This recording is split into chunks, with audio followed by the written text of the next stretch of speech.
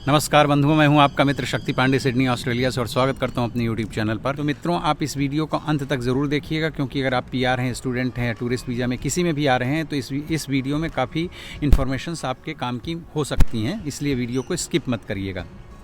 और हाँ, चैनल को सब्सक्राइब ज़रूर कर लेना और वीडियो को लाइक ज़रूर करना, कमेंट करके बताना कि आपको वीडियो कैसा लगा। तो चलिए शुरुआत कर लेते हैं। तो सबसे पहले मैं आपसे यही कहना चाहूँगा कि अगर आप इंडिया से आ रहे हैं या किसी भी कंट्री से आ रहे हैं, देखिए क्या होता है, अपने यहाँ पर जनरली लोग जो हैं तो बगैर लाइसेंस के भी गाड़ियाँ चलाते हैं। मैं सबकी बात नहीं कर रहा हूँ, लेकिन हाँ, कुछ लोग ऐसे हैं जो 22, 24, 25 साल के भी हो जाते हैं और गाड़ियाँ चलाते रहते हैं, क्योंकि इंडिया में चल जाता है एक तरह से। लेकिन यहाँ पर ये चीज़ कतई नहीं चलती है। इसके लिए आप लाइसेंस ज़रूर बनवा लीजिए। इसके पीछे एक और कारण भी, अगर आप देखिए टूरिस्ट वीज़ा में भी आ रहे हैं, आपके पास में इंडिया का लाइसेंस, तो आप यहाँ पर कार वगैरह हायर कर सकते हैं। और DKT एक टेस्ट होता है जो ऑनलाइन होता है, वो कोई भी कर सकता है। उसके लिए ज़रूरी नहीं कि आप पैसे भर करके और इसका एग्ज़ाम दें, लेकिन उसकी प्रैक्टिस कर सकते हैं। और अगर आपके पास में किसी भी कंट्री का लाइसेंस है जो कि यहाँ पे एक्सेप्टेड हो इस कंट्री में, तो आप कार हायर करके और घूमना टहलना कर सकते हैं, जो कि काफ़ी चीप हो जाएगा, आपके लिए काफ़ी सस्ता पड़ेगा। तो इसलिए आप यहाँ आने से पहले अगर आप लाइसेंस बनवा करके आते हैं, तो कुछ जॉब्स ऐसी हैं अगर आपके पास लाइसेंस है तो ही मिलती हैं।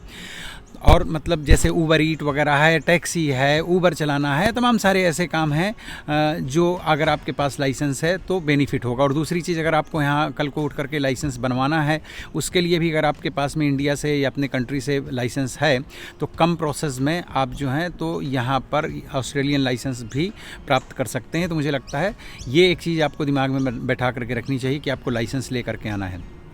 दूसरी चीज़, जब आप ऑस्ट्रेलिया रहने के लिए आ रहे हैं, देखिए हो सकता है आपके मित्र हों, आपके भाई बहन रिश्तेदार, कोई ना कोई हो सकता है आपका यहाँ हो, जिसके भरोसे पे या उन्होंने आश्वासन दिया हो कि हाँ बेटा आ जाओ, यहाँ पर हम आपकी हेल्प करेंगे। मैं नहीं कहता कि कोई हेल्प करता है कि नहीं करता है, कुछ लोग हेल्प करते हैं, लेकिन एक बात दिमाग में अपने गांठ बांध करके रखिए कि एक सर्टेन टाइम के बाद में आपको अपने ऊपर ही निर्भर होना पड़ेगा, जिसे हिंदी में कहते हैं आत्मनिर्भर, यानी इंडिपेंडेंट आपको बनना ही पड़ेगा। तो बेहतर ये होगा कि थोड़ा बहुत जो किचन का काम है वो सीख करके आइए, मीन्स थोड़ा बहुत खाना पीना बनाना। मैं नहीं कहता कि एकदम आप शेफ़ बन के आइए, लेकिन जो रोज़मर्रा की ज़रूरतें हैं उनको आप पूरी कर सकें, कि आप रोटी चावल दाल सब्जी इस तरह से कुछ बना सकें, ये चीज़ें सीख के आएँ। कुछ लोग कहते हैं कि हम बर्तन लेके आएँ कि ना लेके आएँ। तो देखिए क्या होता है कि आप जब फर्स्ट टाइम यहाँ आ रहे हैं, अगर आप टूरिस्ट वीज़ा में आ रहे हैं तो अलग बात है, अदरवाइज़ मेरे ख्याल से 35-40 किलो का आपका वज़न लिमिट मिलती है। तो उसमें क्या है 20-20, अच्छा हाँ, आप 40 किलो अगर आपका मान लीजिए वेट मिला हुआ है ट्रैवलिंग के लिए, तो आप 40 किलो का ही एक बैग बड़ा सा बना करके मत लेके आइए कभी भी। कोशिश ये करिए कि 20-20 किलो के ही बैग आप पैक करें। और एक हैंड बैग होता है जो 7 या 8 किलो का होता है, तो डिपेंड करता है कौन सी आप एयरलाइन से आ रहे हैं। तो जनरली 7 किलो का होता है आपका जो हैंड बैग है। तो उन 20-20 किलो वालों में जो आप इम्पॉर्टेंट चीज़ें हैं वही आप रखिए। अगर आपको लगता है कि एक आधा कुकर, तवा, एक आधी थाली प्लेट रखना चाहते हैं, आपको आते ही यहाँ पर खर्च नहीं करना है, हो सकता है आप यहाँ किसी के साथ पार्टनरशिप में जा रहे हो, रिश्तेदार के यहाँ जा रहे हो, तो ज़रूरी नहीं कि आप अपने बर्तन तुरंत निकाल करके यूज़ करना शुरू करें। एक सर्टेन टाइम के बाद जब आप अकेले रहने जाना चाहते हैं या किसी और तरह की व्यवस्था से जुड़ना चाहते हैं, तब फिर आपको आपके सस्ते जो आपके कंट्री से लेकर के आए, मैं नहीं कहता कि सारे बर्तन बांध के लाना चाहिए, पर 1-2 आइटम 3 आइटम ला सकते हैं, अदरवाइज़ मिलता है यहाँ सब कुछ है। बस ये है कि आपको थोड़ा सा इकोनॉमिकली अगर सोचना है तो इंडिया से चीज़ें सस्ती मिलेंगी और वही चीज़ें यहाँ पर काफ़ी एक्सपेंसिव मिलेंगी। तो ये लेकर के आएँ और किचन का थोड़ा बहुत काम सीख करके आएँ, क्योंकि आप चाहे सगे भाई के यहाँ भी आ रहे हैं तो आने वाले टाइम में हो सकता है, इसलिए नहीं कि आपके दोनों के बीच में रिलेशंस ख़राब हो जाएं, केवल इसी कारण से आपको दूसरी जगह जाना पड़े उनसे अलग रहने, हो सकता है आपकी यूनिवर्सिटी दूर हो जाए, आपको कल को पीआर लगाना है तो उसके लिए आपको कंट्री साइड जाना पड़े। मतलब बहुत सारे कारण ऐसे हो सकते हैं जिसकी वजह से आपको अपने भाई, अपने किसी भी रिश्तेदार के यहाँ से अलग रहने जाना पड़े। तो आपको इतनी चीज़ें आनी चाहिए जिसकी वजह से आपको कोई डिस्टर्बेंस या तकलीफ़ ना हो।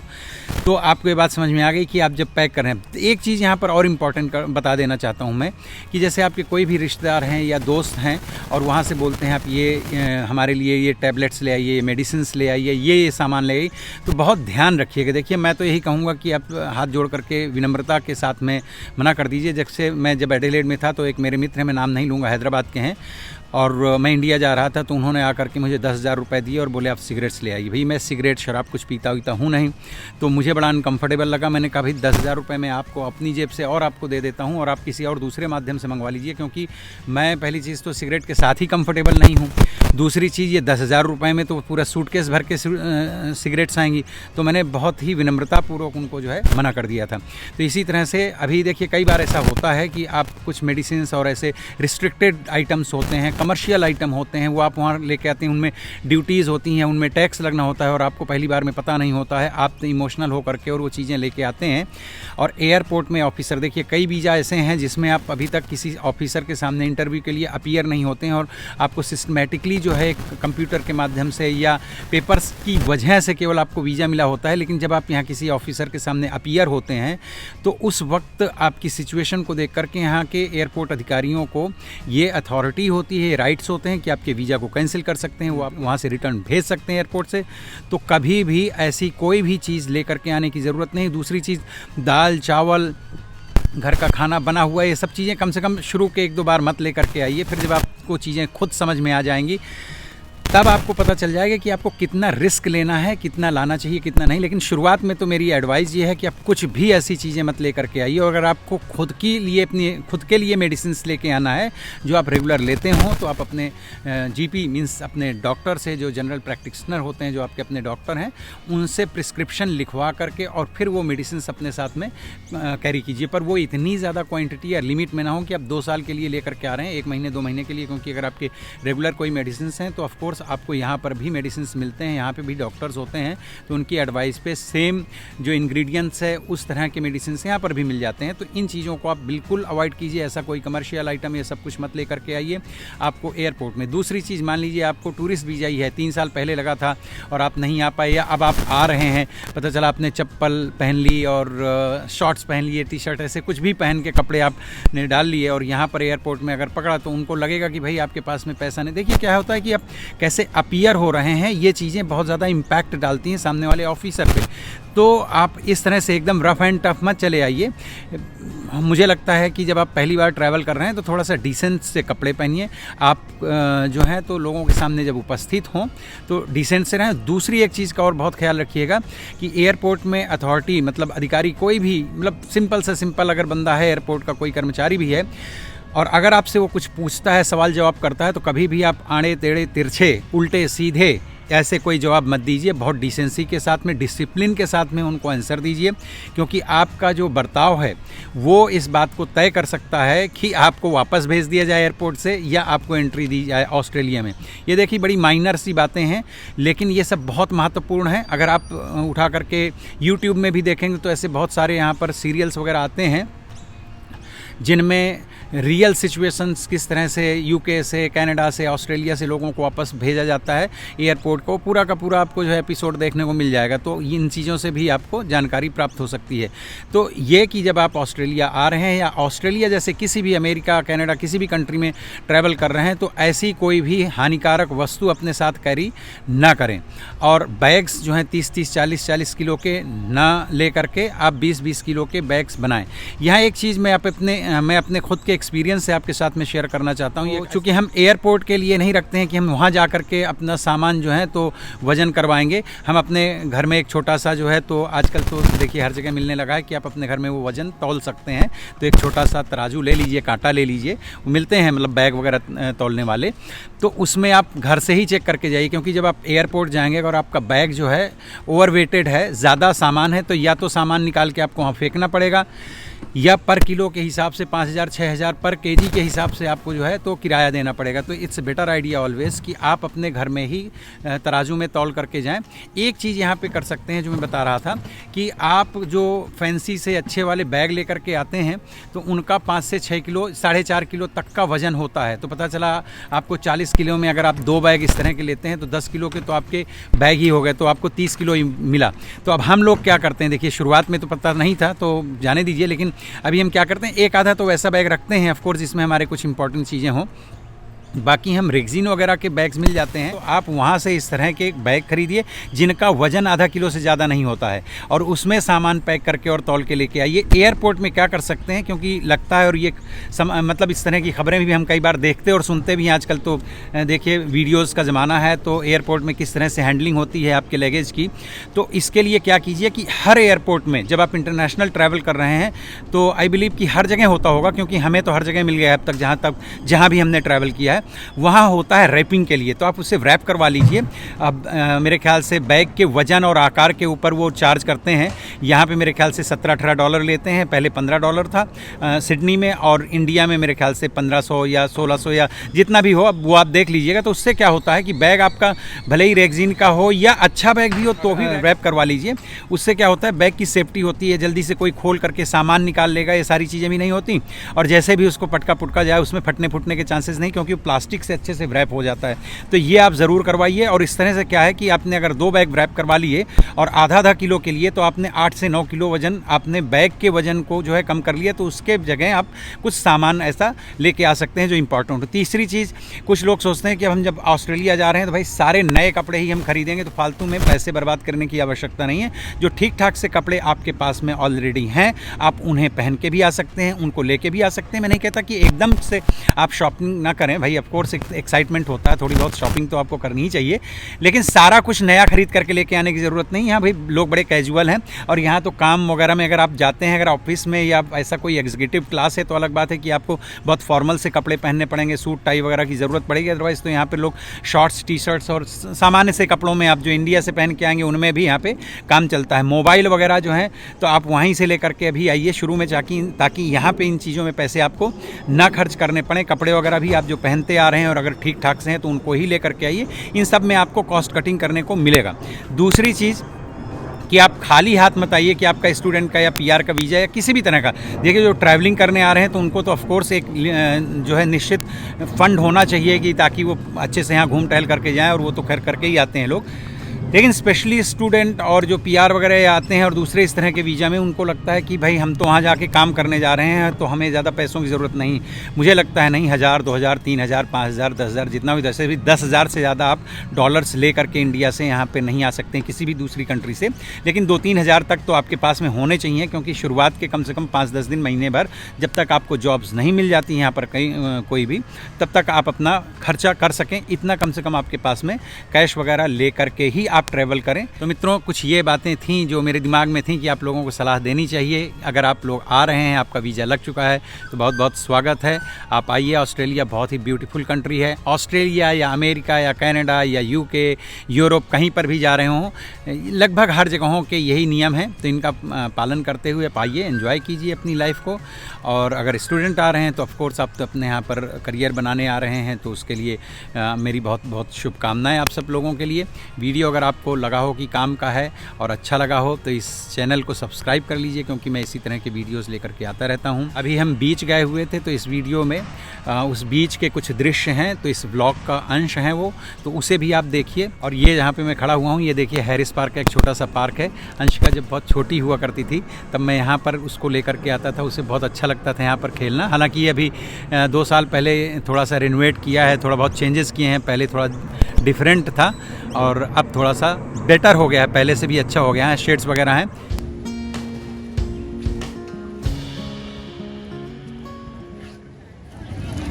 ये देखिए भाई, भूख लगी थी तो चिप्स आए हैं, इसमें क्या केचप वगैरह पड़ा हुआ है।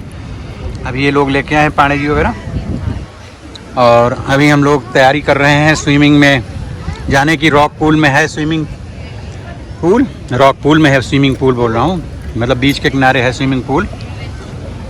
ये चिप्स वगैरह खा लें। अरे भाई ये है देखिए मित्रों ब्रॉन्टी बीच, और आज यहाँ हम लोग आए थे, वेदर काफ़ी अच्छा था, तो हम लोगों ने अच्छे से स्विमिंग की करीबन 2 घंटे, और उसके बाद आए, थोड़ा खाना वाना खाया। अभी गाड़ी हम थोड़ा दूर पार्क करके, आज यहाँ पे पार्किंग के लिए थोड़ी सी तो दिक्कत हुई है, बिकॉज़ पार्किंग जो है तो यहाँ पे 1 घंटे की पार्किंग है, तो हम लोगों ने पहले 1 घंटे वाली पार्किंग मिल गई थी यहाँ ऊपर रोड साइड में। हवा बहुत तेज़ चल रही है, एक स्ट्रीट में हमको पार्किंग मिल गई है जिसमें अनलिमिटेड पार्किंग है, तो अभी हम वहाँ करके आ गए हैं और आधा घंटे बाद निकलेंगे। देखते हैं अगर ये सब लोग तैयार होते हैं तो कहाँ जाना है, घर जाना है कि कैसे क्या करना है। तो ये है देखिए।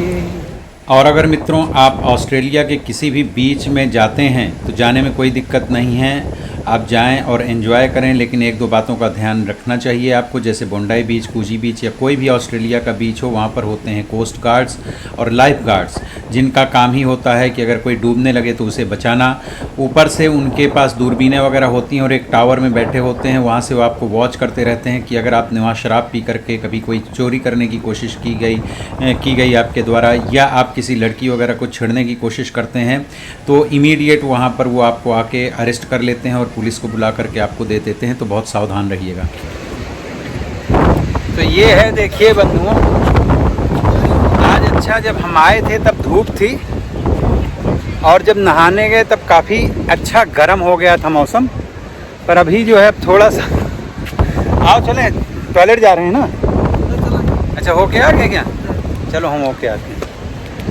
तो अब जो है धूप हो गई है ख़त्म और अब थोड़ा सा मौसम हो रहा है नरम, ऐसे इधर।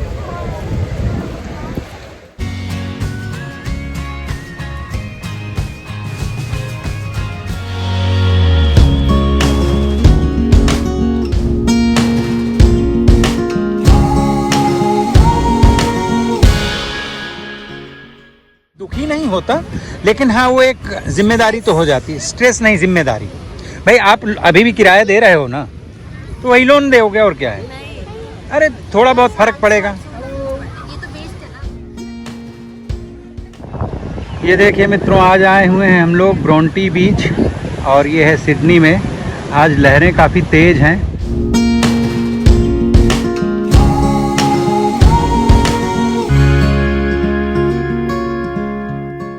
हम 3 फैमिलीज़ हैं यहाँ पे आज, और अभी ये अंशिका और पांडे जी, रितिका और दीपिका जी, ये सब लोग जो हैं, ये छोटी सी छुकछुकिया ट्रेन है, $5 ईच पर्सन, लाइक $5 एक व्यक्ति का है।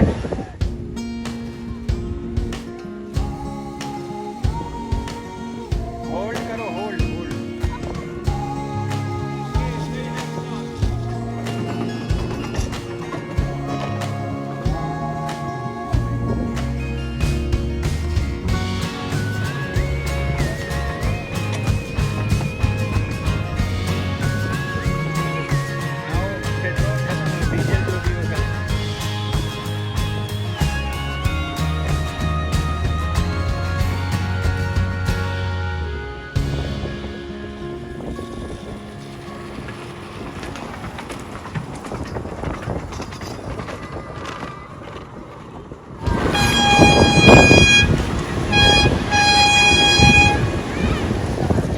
ये देखिए मित्रों, हम लोग बीच से होके आ गए और सब लोगों को लगी थी भूख, तो वहीं पर ये डिसाइड हुआ था कि अब हम लोग हमारे घर चलेंगे और वहाँ पर ऑर्डर करेंगे पिज़्ज़ा। ये एक इंडियन ही है जिनका ये पिज़्ज़ा है। क्या नाम है पांडे जी ये पिज़्ज़ा शॉप का? गुड फेलास जो है इसका नाम है। और यहाँ पे ये है, मेरे ख्याल से समोसा पिज़्ज़ा होगा। इसके ऊपर ये जो सॉस पड़ा है उससे लग रहा है। गार्लिक ब्रेड है। यहाँ पर अच्छी बात ये है, मैं आपको बताऊँगा, ये ग्रे स्टेन्स में है इनका पिज़्ज़ा सेंटर, और ये कोई मेरे ख्याल से गुजरात के ही हैं। यहाँ पे आपको समोसा पिज़्ज़ा, पाव भाजी पिज़्ज़ा और क्या मिलता है? सब इंडियन पूरे। हाँ, सब पनीर टिक्का पिज़्ज़ा, पाव भाजी पिज़्ज़ा और आज दाबेली पिज़्ज़ा भी आज है। यहाँ पे लाए भी हैं, यही 3 ऑर्डर किया इन लोगों ने, तो खा रहे हैं। और बताइए दीपिका जी की कैसा भी, तो उन्होंने खाया भी नहीं है। आप खाइए, वो ले लेंगे। हाँ ले लेंगे। चिली फ्लेक भी रखा है। पानी जी गिलास में वो निकाल करके रख दो। कोल्ड ड्रिंक सबको डाल दो, क्योंकि पिज़्ज़ा के साथ में कोल्ड ड्रिंक तो आप लोग एंजॉय कीजिए और बताइए कि कैसा है। ये समोसा पिज़्ज़ा है। इसके बाद दाबेली और वो भी हैं अंदर। ये है देखिए दाबेली पिज़्ज़ा, इसमें सींग दाना वगैरह पड़े हुए हैं ऊपर। अभी तक तो सब बढ़िया। ये है देखिए पाव भाजी पिज़्ज़ा है। फैमिली पिज़्ज़ा है, काफ़ी बड़ा है। इसमें ऊपर डाली जाती है भाजी, जो पाव के साथ खाते हैं बॉम्बे में। मित्रों, ये था आज का वीडियो। अगर आपको अच्छा लगा हो तो चैनल को सब्सक्राइब कर लीजिएगा, वीडियो को लाइक ज़रूर कीजिएगा, कमेंट करके आप बताइएगा। अगर किसी और टॉपिक पे भी आपको वीडियो चाहिए तो मैं कोशिश करूँगा कि आपके सुझाए गए विषय पर भी वीडियो बना करके लेकर के आऊँ। तब तक अपना बहुत बहुत ध्यान रखिए। Take care, bye bye.